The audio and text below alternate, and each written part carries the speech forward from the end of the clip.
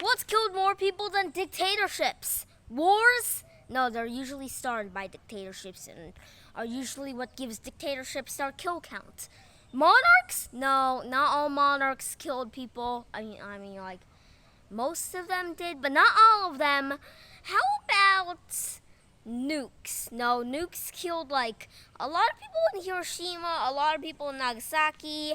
But no, that's not even close to... Tigers? No, not tigers. I'm talking about disease. The microscopic bacteria that are just tiny little balls minding their own business. Huh, this can't possibly kill me. Ah! And yes, disease has been more deadly than all the world wars times all the wars in history combined. Now, as you probably know, disease isn't just one disease. I mean, right now we're being ravaged by COVID-19, but nobody cares about that because Putin, yes, they're invading Ukraine. Link in the end of the video. But disease is something else that you don't understand. Some of them are worms. They can be parasitic worms. Tiny little specks that look like Ebola digs through your skin and infects you. Some could be a virus like corona.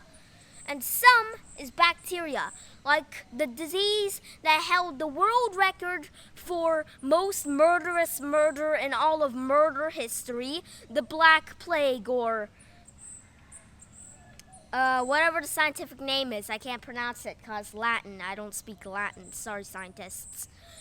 But here is a thing that you must understand about disease. Disease isn't just, oh, come by, somebody dies, the end. It isn't just like that. It is something that affects all of history. It is something that comes to you and is like, so I'm going to put you in 5 hours of total pain, so much pain that you want to shoot yourself, and after that you'll die. Yep. And that is what disease really is. It isn't just the disease coming, killing you, and bye. It isn't just that. It is really basically just torture. You shake hands with disease, and then you go into 5 hours of pain before you But here I'm going to give you a few notable diseases that you should probably take a study about, besides COVID-19, of course, because COVID-19, you know too much about it. BBC News, 2020 and 2021 and 2019. Now, here's my top picks for the diseases that killed the most people. Okay, let's see. Number 1 would be the Black Death. Now, you probably are familiar with the Black Death, which comes from the black rats and the marmots and the fleas. They live in the flea's guts. When the flea bites a person, it spews out all the stuff, including the bacteria, which then goes inside the human to create the big buboes, which is why it's called the Black Death, under your armpits. Then there's another one that also is pretty significant, but nobody ever knows about. It is called the 1918 flu pandemic. What? Flu pandemic? Isn't the flu just this harmless thing that comes, achoo, and boom, done? Well, no, actually in 1918, it came and killed like a third of the entire world's population. Where does that remind me of? Oh yeah, number 1, the Black Plague. It killed a third of Europe. Ha! Fun, right? And of course, my last top pick for the top pick area would be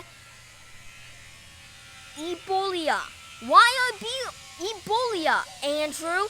Well, because Ebola is something that has come to us a lot of times. Hey, Andrew, what about smallpox? Yeah, smallpox was a terrible disease, and it did ravage us for like most of history, but it doesn't count because it doesn't exist anymore except for the laboratories. Thanks, Russia, for promoting that. Now stop invading. And let's go into what a disease is. Now you probably know what a disease is. It is a microscopic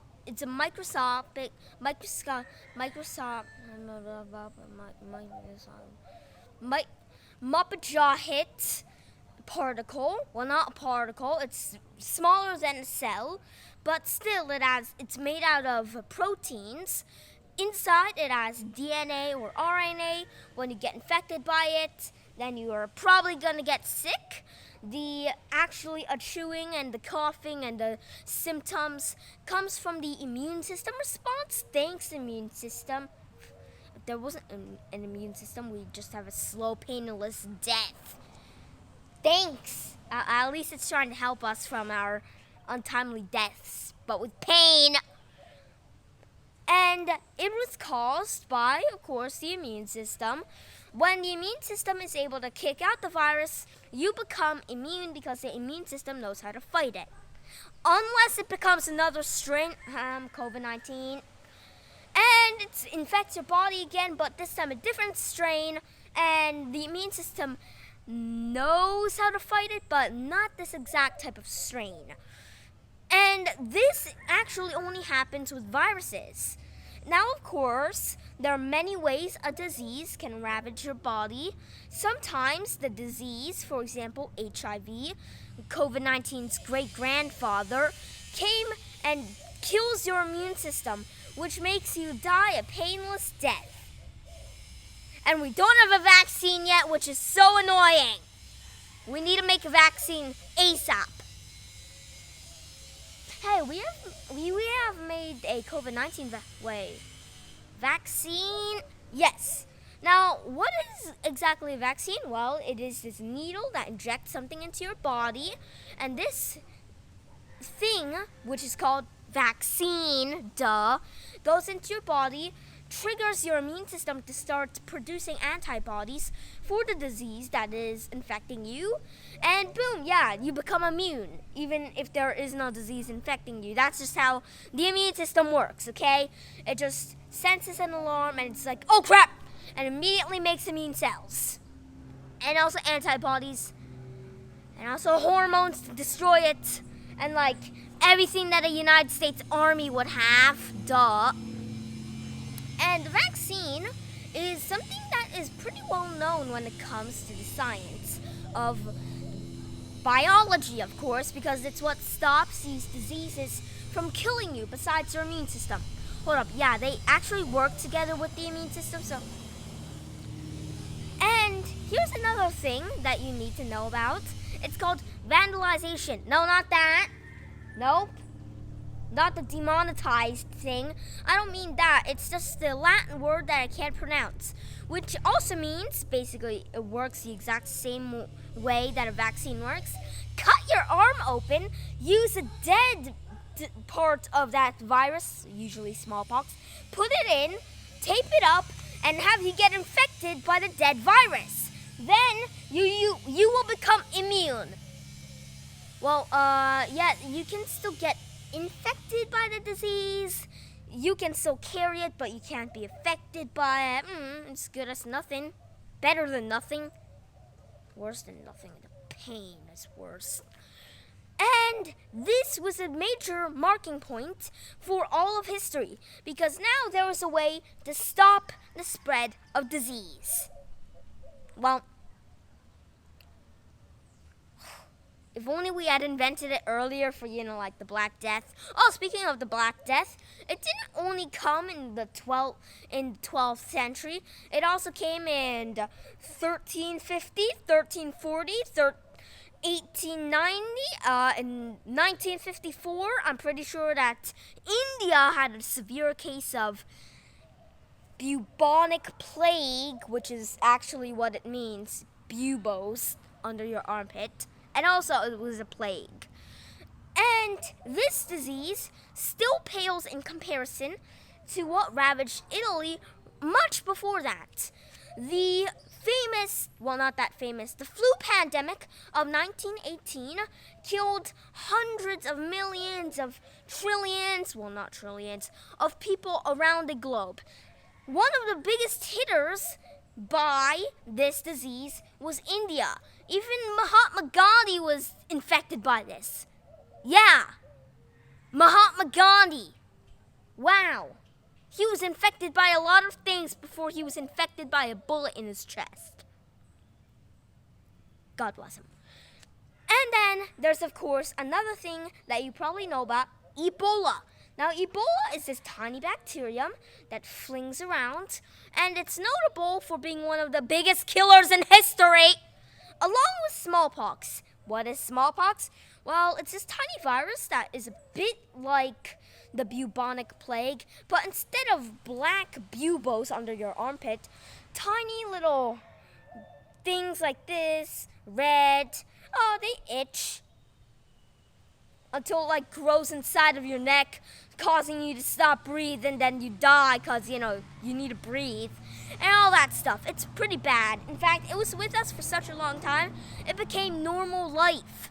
And then we built a vaccine, and it's literally not a thing anymore, except for in the history books and also in the laboratories. That's why you don't need to get smallpox shot. But you do need measles. Oh yeah, measles.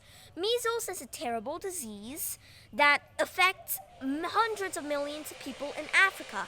It's pretty common in Africa, probably because no sanitation. And measles is a bit like smallpox. It creates tiny little bumps on your skin that's extremely itchy, which then grows inside of your neck and kills you like that, except it blows your neck off. And yeah, not that fun. In conclusion, as you can see, in history, one of the biggest hitters would be disease. No matter if it's a virus, a parasitic worm, or a bacterium. Bubonic plague.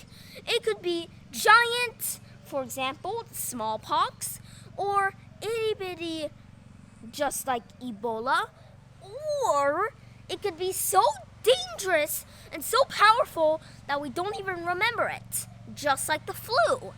Well, we do remember the flu, but it's like one paragraph in like an entire history book, which is weird because we really need to write more about that because it was terrible. And as you can see, disease can be cured. First, with the cut your arm open and put the virus inside while weaker or dead one, because yeah. And then, of course, the modern day vaccine. And you should appreciate the vaccine. It allows you not to die. Now, not all disease or bacterium is bad for you. In fact, you need bacteria in order to digest things. But the ones that come into the group of disease really deserves to take its place in history to be one of the most dangerous things that ever happened to mankind. But luckily, out of the age of the darkness and death, we have the vaccine, and before this, the vandalization thing, cut your arm. But still, people die from vaccine. Sometimes. We also die from disease, because disease isn't gone yet.